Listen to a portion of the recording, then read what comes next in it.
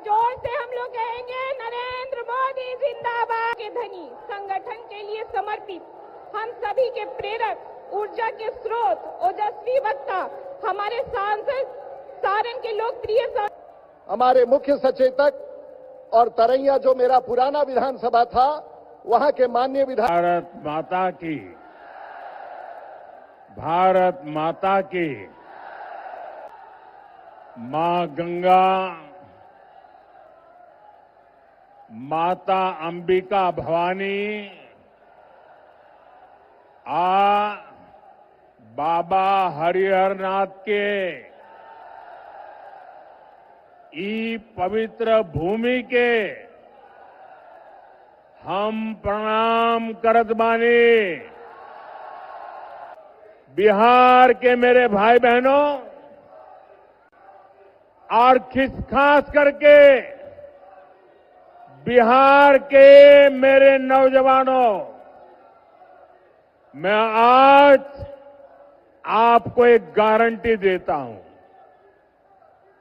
बिहार के मेरे नौजवानों, आज मैं आपको एक गारंटी देता हूं। आपका सपना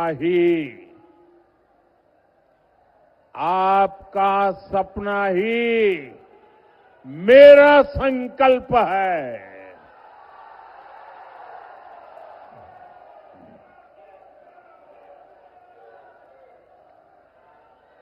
नरेंद्र और नीतीश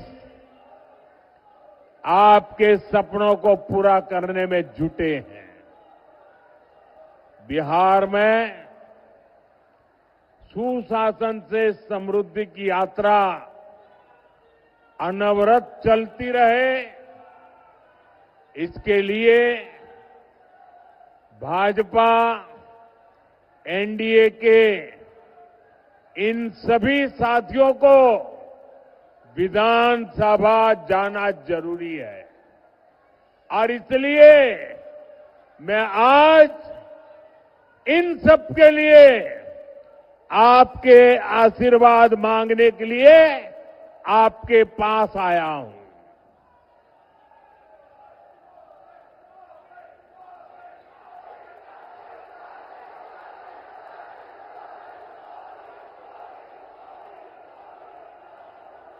मेरे पुराने साथी, मेरे मित्र राजीव प्रताप मुझे भी बता रहे थे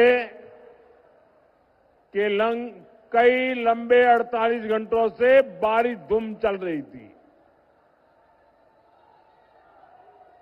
एक तरफ दिवाली गई,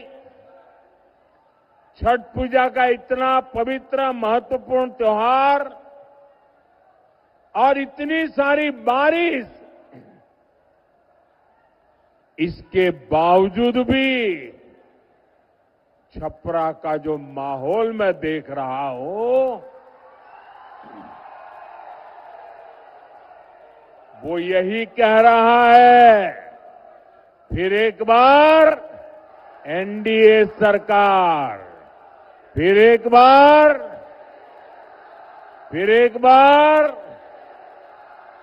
बार बिहार में फिर से सुशासन सरकार। भाई और बहनों, छपरा आना अनेक प्रेरणाओं से जुड़ने जैसा है। यह धरती आस्था की भी है, आंदोलन की भी है और कला की भी है।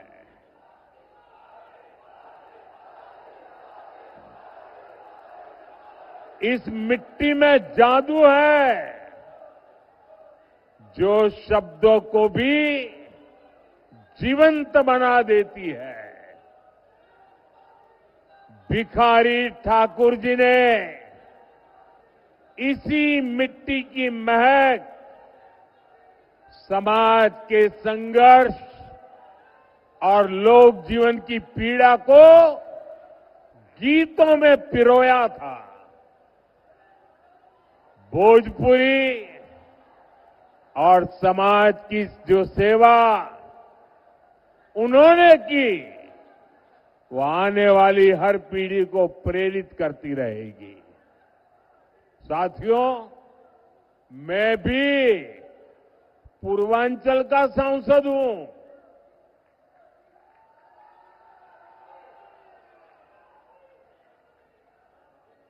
बनारसी बोलत बोलत अब हमरा के भोजपुर में कोनो दिक्कत ना होला। काफी कुछ अब समझ में आई गई बा।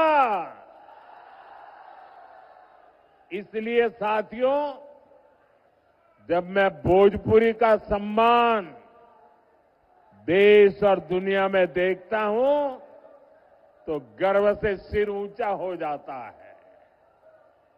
अभी कुछ महीने पहले ही मैं त्रिनिदाद और टोबैगो गया था। बहुत दूर है ये देश। जब मैं वहां एयरपोर्ट पर उतरा तो लगा जैसे बनारस या छपरा के घाट पर हूं। वहां के लोगों ने भोजपुरी चौताल से सबका स्वागत किया। बिहार और भोजपुरी से जुड़ा होने का गौरव अद्भुत होता है। लेकिन साथियों, मैं आपको ये भी याद दिलाना चाहता हूं कि लालटेन वाले हो, पंजे वाले हो या उनके इंडी गठबंधन के साथी, ये लोग कैसे बिहार और बिहारियों का अपमान करते हैं। कांग्रेस के पंजाब के एक मुख्यमंत्री थे। उन्होंने एक रैली में खुला ऐलान किया। ये जरा सुनिए, ये पंजाब के कांग्रेस के मुख्यमंत्री ने मुख्यमंत्री पद पर रहते हुए ऐसा खुला ऐलान किया कि बिहार के लोगों को वो अपने राज्य पंजाब में घुसने नहीं देंगे। कांग्रेस के मुख्यमंत्री ने पंजाब में भाषण किया और उस समय मंच पर